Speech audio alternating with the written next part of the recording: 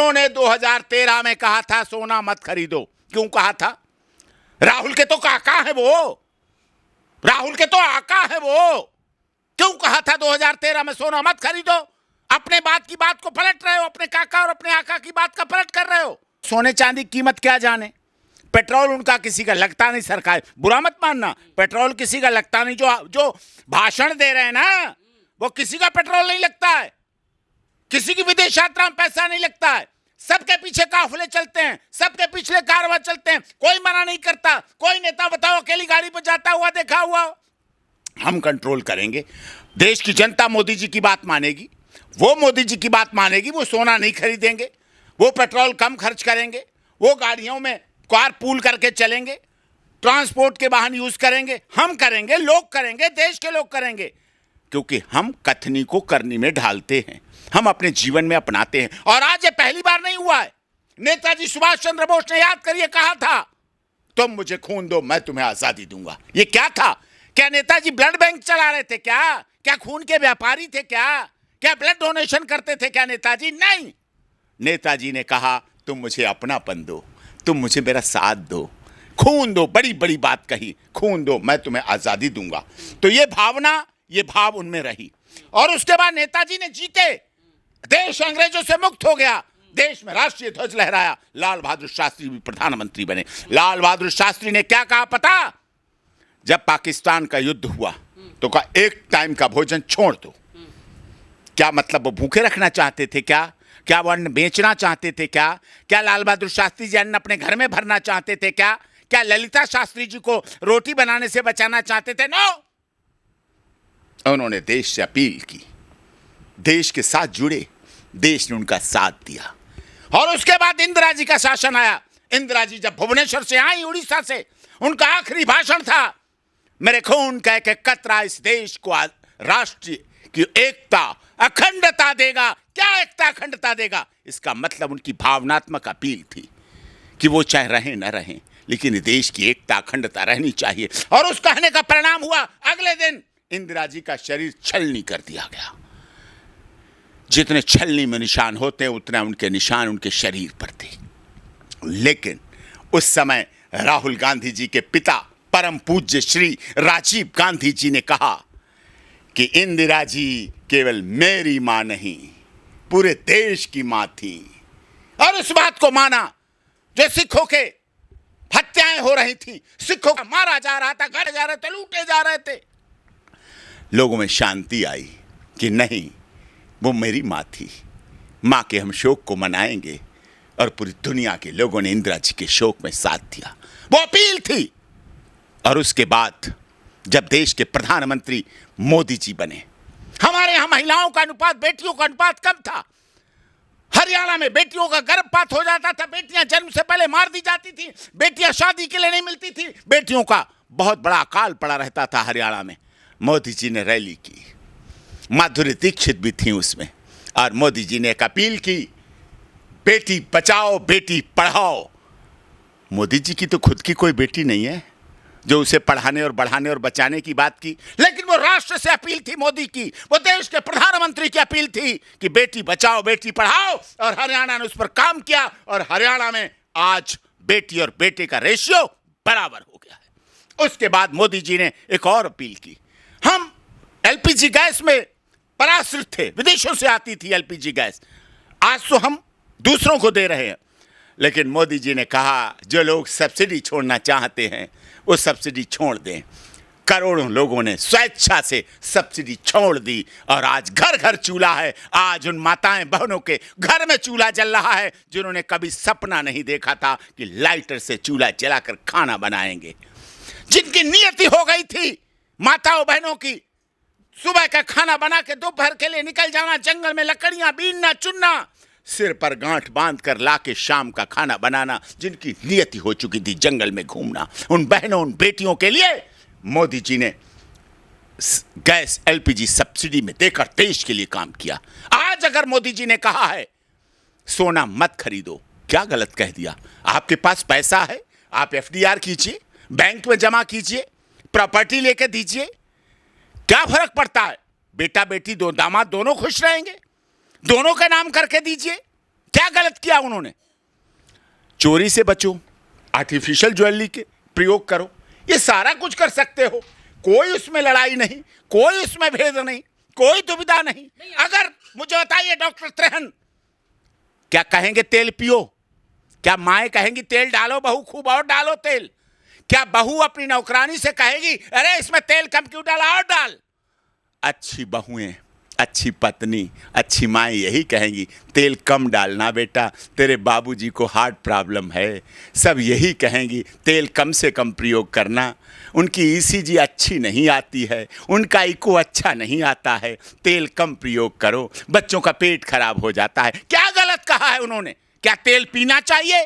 फिर तो सब लोग तेल लेके घूमो, बोतल में रख के पानी की तरह डक डक डक डक पी लो। हमारे देश में कोरोना काल आया, मोदी जी ने एक अनुरोध किया, ताली बजाओ, थाली बजाओ, दिया जलाओ तेल का। दिया जलाने से कार्बन डाइऑक्साइड बनी, कोरोना भागा, अंत हुआ। हमारी एकजुटता को बताता है, हमारी एकता को बताता है, हमारी अखंडता को बताता है। ऑपरेशन सिंदूर की पहली वर्षगांठ अभी 4 दिन पहले हुई, आपने उसे बहुत अच्छी तरह कवर किया। आप देश के पत्रकार और राष्ट्रभक्त पत्रकार हैं, देश हित में बात करते हैं, देश हित में सवालों को उठाते हैं, और इसीलिए आपका चैनल पूरी दुनिया में देखा जाता है। जब ये सब हुआ तो उन्होंने अपनी डीपी बदलने के लिए कहा कि देशभक्ति की डीपी आई और सबके सामने आई। क्या गलत कहा? क्या हम ऑपरेशन सिंदूर के दिन पूरा देश, पक्ष और विपक्ष, राहुल गांधी, उसद्दीन ओवैसी, सब एक नहीं हो सकते? भारत माता के लिए एक नहीं हो सकते? हिंदुस्तान के लिए एक नहीं हो सकते? अपने संविधान के लिए एक नहीं हो सकते? नेताजी सुभाष चंद्र बोस, चंद्रशेखर आजाद, राम प्रसाद बिस्मिल, रोशन सिंह, शहीद अशफाक उल्लाह के लिए इतिहास में एक नहीं हो सकते क्या? हमें एक होना चाहिए। तीसरी बात कही उन्होंने, विदेश यात्राएं कम करें। कोरोना काल में कोई विदेश जाने की इच्छा रखता था? सब विदेश से, बाहर से आए भाग के, पैदल आए, रिक्शे पे आए, रेहड़ी पे आए। गर्भवती महिलाएं कहाँ गई? राजस्थान वाली कहाँ गई? बिहार। महाराष्ट्र वाली कहाँ गई? बिहार। झारखंड, छत्तीसगढ़, उत्तर प्रदेश, दिल्ली अपने अपने घर पहुंचे। अरे एक बार विदेश जाने के बजाय, अरे वहां के स्विमिंग पूल में नहाने के बजाय अपने गांव के उस पोखर में नहा के देखो, जिस पोखर में तुम छोटे थे तब नेकर निकाल के नंगे होके नहा लेते थे और बाहर आके अपना नेकर और बनियान पहन के घर पे चल देते थे। उस पोखर में देखो, अरे उस बाग में जाके फिर से उन छोटी छोटी अमियाँ जो आम के होते हैं उसको बीन के देखो, जहाँ बचपन में तुम आंधी आने के बाद सुबह जाके बोरी भर लाया करते थे। विपक्ष ये कह रहा है ना कि आप जब भी कुछ होता है तो जनता के ऊपर ठोक देते हैं कि आप ताली बजाओ, आप जो है घर से मत निकलो, आप वर्क फ्रॉम होम करो, आप विदेश यात्रा मत करो। विपक्ष कह रहा है कि आप जा तो रहे हैं विदेश, यात्रा करने जा रहे हैं, आप जनता को रोक रहे हैं। देखिए, कांग्रेस के ही बहुत बड़े लीडर हैं, एडवोकेट हैं, हमारे बहुत सीनियर हैं, हमें बहुत सम्मान करते हैं, हम भी उन्हें सम्मान करते हैं। पी चिदम्बरम जी, जो गृह मंत्री भी रहे और वित्त मंत्री भी रहे, यानी कि सोने चांदी हीरे जवाहरात धन दौलत पैसे के मंत्री रहे। जो आज हमारी बहन निर्मला सीतारमण जी, उन्होंने 2013 में कहा था सोना मत खरीदो। क्यों कहा था? राहुल के तो काका है वो, राहुल के तो आका है वो। क्यों कहा था 2013 में सोना मत खरीदो? अपने बात की बात को पलट रहे हो, अपने काका और अपने आका की बात का पलट कर रहे हो। लाल बहादुर शास्त्री तो भारतीय जनता पार्टी के नेता नहीं थे, वो तो देश के नेता थे, कांग्रेस के नेता थे, देश के राष्ट्रहित के नेता थे। जय जवान जय किसान का नारा क्यों दिया? क्या वो अपने घर में उनके लड़के फौजी बनना चाह रहे थे? क्या खेती खरीदने वाले थे लाल बहादुर शास्त्री? उन्होंने नारा दिया था जय जवान जय किसान, जिससे हमारा देश का जवान और किसान जुड़ जाए और एक हो जाए। और शास्त्री जी ने कहा था कि खाना समय 1 हफ्ते के लिए 1 दिन उपवास करो। उपवास क्या है? क्या घरों में उपवास नहीं होता? अरे राहुल जी को नहीं पता उपवास क्या होता है, उनका धर्म ही नहीं डिसाइड है। हिंदू है, मुस्लिम है, सिख है, ईसाई, ना वो रोजा रख सकते हैं रमजान में, ना वो नवरात्रे रख सकते हैं, ना वो गुरु ग्रंथ साहब की पूजा कर सकते हैं, ना वो चर्च में फिक्स होके जा सकते हैं। वो मिक्सअप मामला हो गया, इसीलिए उन्हें ना व्रत की पता है, ना पूजा की पता है, ना आराधना की पता है, ना भक्ति की पता है। उज्जैन जाते हैं तो कपड़ों के ऊपर से जनेऊ पहन लेते हैं। रुद्राक्ष की माला, अरे रुद्राक्ष की माला टच होनी चाहिए, ऐसे टच होती है जब माला तब लाभ देती है। जनेऊ टच होता है तब लाभ देता है, तो वही ये तो दिखावा नहीं करना। अखिलेश यादव भी तो कह रहे हैं ना कि नाकामी है सरकार की, ये सरकार की नाकामी है। आप एक महीने पहले कह रहे थे कि चिंता मत करिए, विपक्ष आपको भ्रमित कर रहा है, पूरा पर्याप्त मात्रा में सारा कुछ तेल है। हाँ, और आज क्या रेट बढ़े? पाकिस्तान में पेट्रोल 500 रुपए लीटर है, भारत में पेट्रोल बढ़ा, डीजल बढ़ा, सीएनजी बढ़ी, गैस रुकी, खाना बन रहा है ना। लेकिन हमें योगदान करना चाहिए, हमें सहयोग करना चाहिए, हमें मितव्ययी होना चाहिए, हमें आपस में सहभागिता करनी चाहिए, हमें अपने परिवार का सहयोगी बनाना चाहिए। बचपन में गुल्लक क्यों दी जाती है बच्चों को, मुझे बताइए। गुल्लक का आशय क्या है? छोटी सी गुल्लक, आपने भी रखी, मेरी भी रखी। 2 रुपए मिलते, 1 रुपए मिलता, 5 रुपए मिलते, 10 रुपए गुल्लक में डालते, बचत। वही बचत बहुत बड़े रूप में बैंक के खाते के रूप में लेती है। तो हमें बचत सीखनी चाहिए, हमें मितव्ययी होना चाहिए, हमें सहयोगी होना चाहिए, हमें संस्कारी होना चाहिए। क्या बुराई है इसमें? हमें बिल्कुल उससे चूक नहीं होनी चाहिए। हमें अपनी राष्ट्रीय एकता अखंडता के लिए, अपने देश के लिए सदैव काम करना चाहिए, उसमें कोई बात नहीं। हाँ, आप ये कह सकते हैं कथनी और करनी में भला डिफरेंस नहीं होना चाहिए। अगर मोदी जी का ये आदेश हम लोग मानते हैं तो उनके मंत्रियों को, उनके सांसदों को, उनके मुख्यमंत्रियों को, उनके काफिला में चलने वाले लोगों को भी मानना पड़ेगा। गाड़ियां कम करनी पड़ेंगी, रैलियां कम करनी पड़ेंगी और वीडियो कॉन्फ्रेंसिंग ज्यादा करनी पड़ेगी। और वीडियो कॉन्फ्रेंसिंग से सुविधा है work from home. Work from home से नुकसान क्या है? आपको याद होगा, आप तो वरिष्ठ पत्रकार हैं, आप पहले आते थे हमारे ऑफिस तो बहुत बड़ी ओबी वैन आती थी आपकी, ऊपर छतरी खुलती थी, उसके अंदर जनरेटर चलता था, गाड़ी का इंजन चलता रहता था, लीड आती थी और जब तक मुझे वेट करते थे लेकिन इंजन चलता रहता। आप आईडी लगाते थे, अपना इंटरव्यू लेते थे।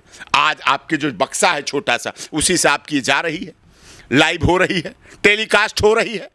ये है ना, ये बदलाव है। आज जूम मीटिंग से हर व्यक्ति डिबेट कर लेता था, नोएडा 1.5 घंटा जाने में आने में नहीं लगता है, तो ये बचत हुई। आज हम यहाँ से, आज सुप्रीम कोर्ट में सबरीमाला का केस था, 9 जजेस की कॉन्स्टिट्यूशन बेंच थी, हमने यहाँ ऑनलाइन वीसी से हाइब्रिड मोड से सुनवाई की और 9 के 9 जजेस सुन रहे थे, सुनवाई कर रहे थे। पॉल्यूशन बचा, गाड़ी की रिप्लेसमेंट बची, जाम बचा, ड्राइवर बचा, सब कुछ अगर लाभदायक है तो उसका प्रयोग करने में क्या बुराई है? लेकिन अखिलेश यादव कह रहे हैं ना कि ये जब चुनाव था तो याद नहीं आया, ये चुनाव बाद जब कंप्लीट हो गया तो अब याद आ रहा है कि आपको सेविंग करनी है, आपको ये नहीं खरीदना, आपको वो नहीं करना है। नहीं, चुनाव का इससे क्या फर्क पड़ता है? मतलब जिसे सोना खरीदना था वो वोट नहीं देता क्या? मतलब जिसको घर से काम करने को मिल रहा है वो वोट नहीं, वो तो और डबल वोट देता। ये तो गलती थी कि बाद में बोले, अगर पहले बोल देते तो और ज़्यादा। लड़कियों की शादी करनी पड़ती है, कुछ तो उनका उद्धार होगा दहेज का, थोड़ी तो मदद मिलेगी उन्हें। वर्क फ्रॉम होम से आदमी से 8 घंटे काम में थक जाता है, जाके 2 घंटा जाना, 2 घंटे आना, 8 घंटे ऑफिस में, 8 4 12 घंटे। आप घर पे बैठ से उससे 11 घंटे काम लो। घर पे खाना खा रहा है, चाय पी रहा है, आपका खाना भी बचा, कैंटीन भी बची, भीड़ भी बची, और आप ज़्यादा काम लीजिए, वो करेगा शौक से, क्योंकि उसे घर में से करना, वर्क फ्रॉम होम करना है। महिलाएं सुरक्षित, महिलाएं ज़्यादा काम कर पाएंगी, महिलाओं की भागीदारी ज़्यादा अच्छी हो पाएगी। तो ये तो अच्छी चीज़ें हैं, इसमें गलत नहीं, इसलिए इसमें मुझे सम्मान करना पड़ता है, संवैधानिक पद पर सम्मान रखता हूँ। लेकिन उनके हाथ में कभी आपने सोने की अंगूठी देखी, गले में चैन देखी? पहनाए कौन? ना तो गर्लफ्रेंड, ना कोई फैंसी, ना कोई रिश्तेदारी, ना कोई महिला मित्र।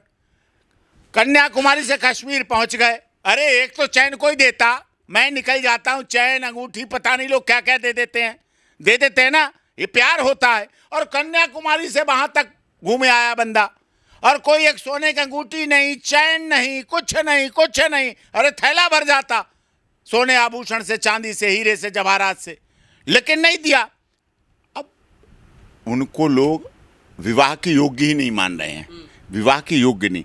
अब कहीं तो ब्राह्मण सोचता है ये तो इनके पिता का नाम क्या है, और वो लोग सोचते हैं ब्राह्मण हैं, कोई सोचता कश्मीरी हैं, कोई सोचता है ईसाई क्रिश्चियन है, माँ से चलता है, माँ क्रिश्चियन है, तो उससे ना तो वो हिंदू रहे, ना वो मुस्लिम रहे, ना वो सिख रहे, ना वो ईसाई रहे। सर्वधर्म समभाव में शादी थोड़ी होती है। सर्वधर्म समभाव तो वोट मांगे जाते हैं, वोट मिल रहे हैं उन्हें, नेता अपोजिशन है, तमिलनाडु में समर्थन मिल ही लिया।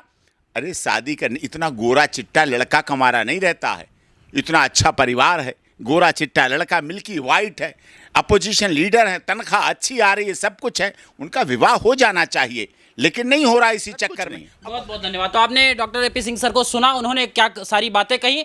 बहरहाल जो नेता प्रतिपक्ष कह रहे हैं या विपक्ष का जो नेता कह रहा है, उस पर आपकी क्या प्रतिक्रिया है और इस पूरे ओपिनियन पर आप क्या कुछ कहना चाहते हैं? जाते जाते कमेंट सेक्शन में कमेंट जरूर कीजिएगा। कैमरा सहयोगी सोमनाथ सिंह के साथ आशीष तिवारी, द फ्रंट।